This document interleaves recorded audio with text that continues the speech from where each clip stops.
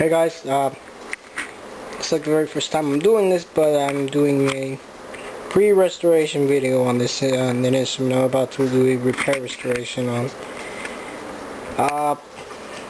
This is a 16 and a half inch viola. It has sort of a story to tell. Don't know very about the whereabouts of this instrument, whether it once was a professional instrument or whether it was handmade, but it's fairly crude. I mean, the proportions are correct, but the finished job is kind of crude. What I believe is that someone attempted to refinish this instrument, did a very bad job, and also replaced the neck, which is very crudely made. So at first I was thinking I was just going to need to do a skull grab, which we just cut the edges here and just remove the old screw and install a new one. But in this case, I'm just going to take the whole damn thing off. So it's the finish on this thing. If you can actually see some of it through some of the texture through the video here, the glare, it's very, very rough.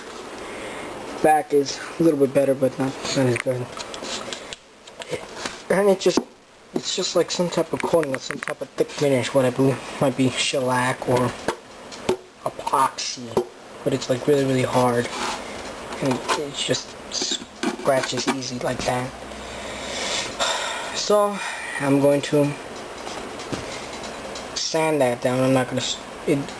Usually when I do this type of repair restoration, I do not touch the finish at all. But in this case, I'm going to sand it down very thin, removing this layer of this thick crud and just smoothing it out. Get it fine, smooth, get it nice and smooth. Because this is like really rough, like raw wood right now. And so I'll be updating you guys on this thing. It's the very first time I'm doing it. No label.